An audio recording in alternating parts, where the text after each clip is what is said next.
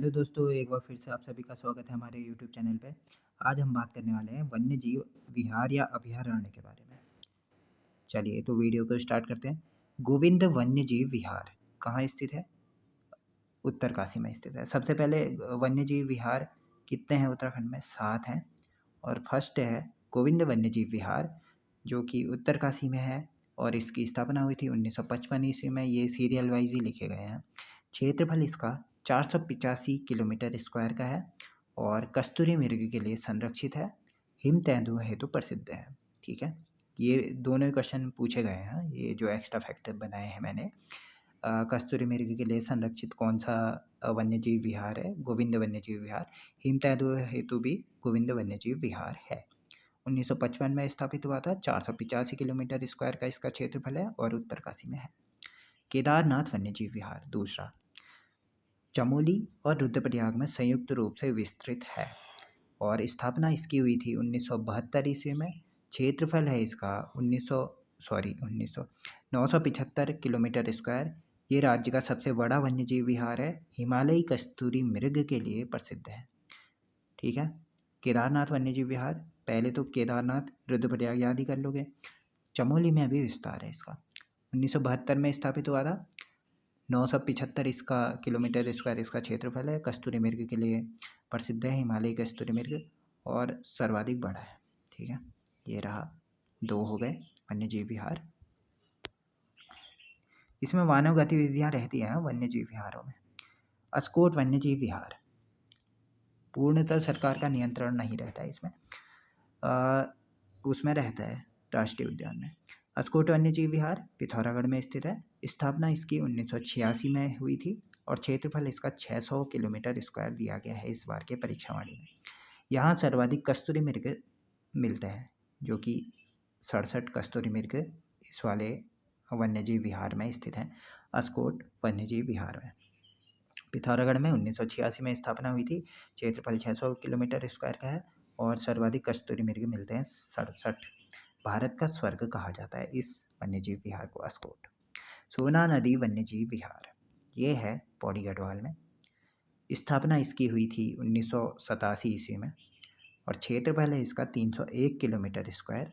सोना नदी तट पर स्थित है। गोल्ड रिवर, सोना नदी मतलब रिवर, गोल्ड रिवर तट पर स्थित है। ठीक है, और ये क्वेश्चन पूछा जाता है, कॉर्बेट और राजा जी के मध्य कौन सा राष्ट्रीय ये वन्यजीव विहार है? वह सोना नदी वन्यजीव विहार है, जो कि पौड़ी गढ़वाल में स्थित है। 1987 में 301 किलोमीटर स्क्वायर इसका क्षेत्रफल है। सोना नदी के तट पर है और कॉर्बेट और राजा जी के मध्य है। नेक्स्ट, बिनसर वन्यजीव विहार, ये है अल्मोड़ा में। बिनसर की पहाड़ियाँ अल्मोड़ा में है ना।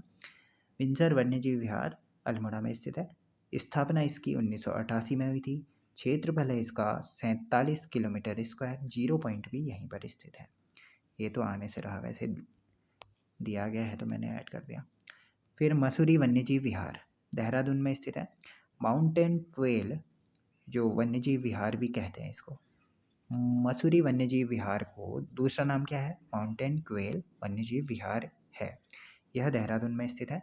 यहाँ पर पहाड़ी बटेर अंतिम बार देखा गया था। इसकी स्थापना हुई थी 1993 में। इसका क्षेत्रफल है, पुरानी वाली परीक्षावाणी में 10 दिया गया था, इसमें 11 दे दिया गया है। 11 किलोमीटर स्क्वायर का क्षेत्रफल है मसूरी। ठीक है, सबसे छोटा वन्यजीव विहार है। सबसे बड़ा केदारनाथ वाला रुद्रप्रयाग और चमोली में स्थित है जो। फिर उसके बाद मसूरी, सबसे छोटा वाला मसूरी में स्थित है देहरादून में। ठीक है, मसूरी वन्यजीव विहार। नेक्स्ट लास्ट वाला नंदौर वन्यजीव विहार नैनीताल और चंपावत जिले में संयुक्त रूप से है। इसकी स्थापना हुई थी, जो नंदौर वन्यजीव विहार की स्थापना हुई थी दिसंबर 2012 में।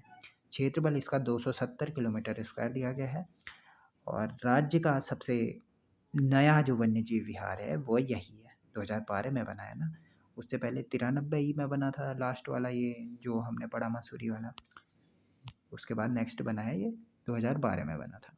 महासीर मछलियों हेतु संरक्षित है नंदौर वन्यजीव विहार।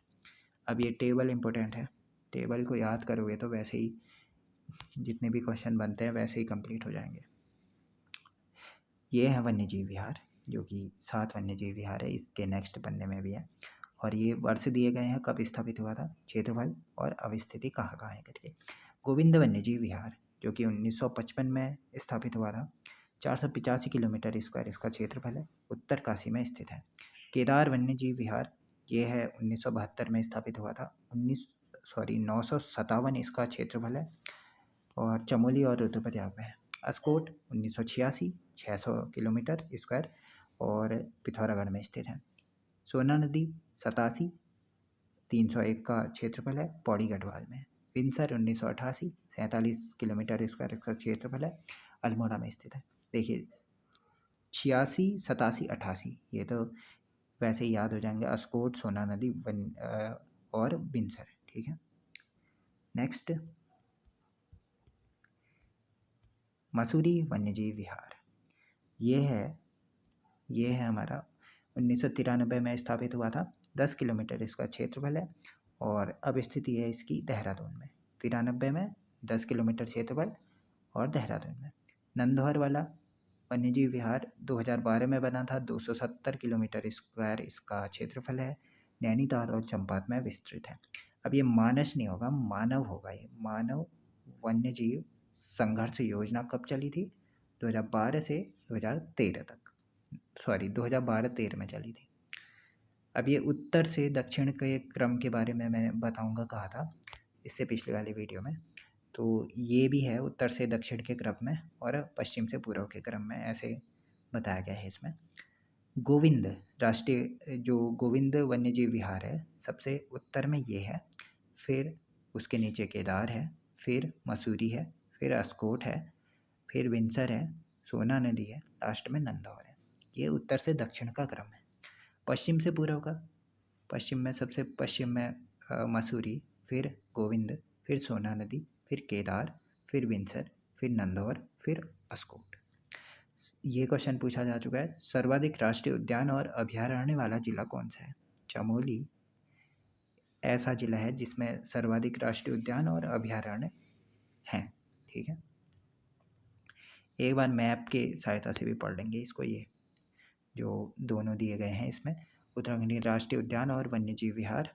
देखिए सबसे पश्चिम में, पूर्व में कौन कौन से हैं करके इसमें देख के पता लगा सकते हैं आप। जो ए बी वाले हैं, ए बी वालों को तो इसने कहा है वन्यजीव विहार, जो बी है और जो ए है इनको कहा है वन्यजीव विहार, और जो ये 1 2 3 करके नंबरिंग दी गई है इनको कहा है नेशनल पार्क। अब इसमें देख सकते हैं कि पूर्व से पश्चिम पश्चिम से पूर्व का क्रम क्या है, उत्तर से दक्षिण का क्रम क्या है, ये देख सकते हैं आप इसमें। ये तभी मैंने ऐड कर दिया मैप को। हाँ, तो हम कहाँ पहुँचे थे? संरक्षण आरक्षित क्षेत्र। इसके बाद नेक्स्ट है हमारे यहाँ 4 संरक्षित आरक्षित क्षेत्र हैं। आसन वेटलैंड संरक्षण क्षेत्र जिसका क्षेत्रफल है 440.40 हेक्टेयर में देहरादून में फैला है, देहरादून में है, 2005 में स्थापित हुआ था। देश का फर्स्ट संरक्षण आरक्षित क्षेत्र है आसन वेटलैंड 2005 में, और यहाँ पर आसन वेटलैंड को 38वां रामसर साइट में शामिल किया गया है, 2020 में किया गया था। और ये रामसर साइट क्या होती है?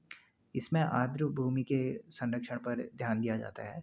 ये सम्मेलन हुआ था, रामसर साइट सम्मेलन हुआ था 2 फरवरी 1971 ईस्वी में ईरान में हुआ था। रामसर कहाँ है? ईरान में। और ये रामसर सम्मेलन कहाँ हुआ था? ईरान में।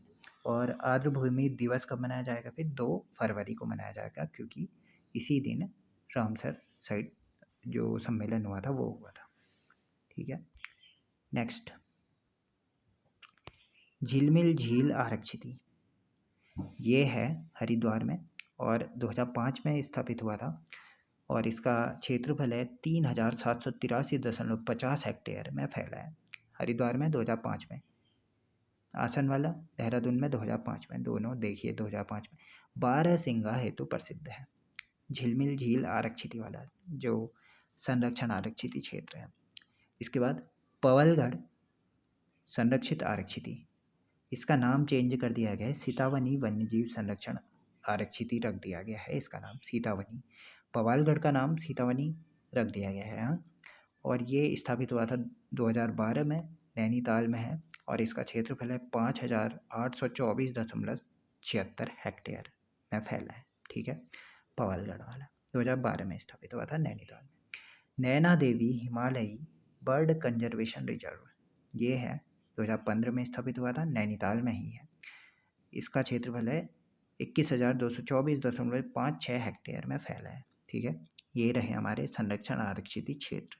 4 है आसन वाला देहरादून में 2005 में, झिलमिल वाला ये हरिद्वार में 2005 में, पवलगढ़ वाला नैनीताल में 2012 में, नैना देवी वाला हिमालयी बर्ड कंजर्वेशन रिजर्व जो 2015 में नैनीताल में। ठीक है, 2 नैनीताल में है, 1 हरिद्वार में, 1 देहरादून में।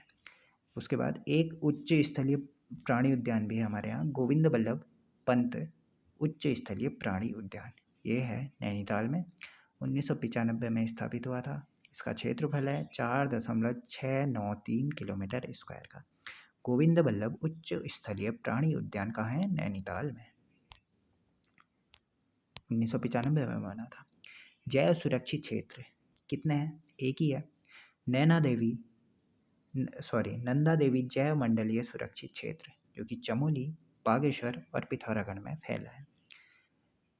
इसे ही कहते हैं नंदा देवी बायोस्फीयर रिजर्व, नंदा देवी जैव मंडलीय सुरक्षित क्षेत्र यानी नंदा देवी बायोस्फीयर रिजर्व जो कि फैला है चमोली, बागेश्वर और पिथौरागढ़ में, तीनों आसपास के जिले। और क्षेत्रफल है इसका 5,860.6 किलोमीटर स्क्वायर का। स्थापना इसकी हुई थी 1988 ईस्वी में। ठीक है, 1988 ईस्वी में। वन्य जीव बोर्ड, नंदा देवी और फूलों की घाटी भी इसी में शामिल है। ठीक है, देखिए वन्य जीव बोर्ड, वन्य जीव संरक्षण अधिनियम 1972 के तहत इसका बोर्ड का गठन किया गया था। वन्य जीव बोर्ड। संकटग्रस्त जीव क्या क्या हैं उत्तराखंड में?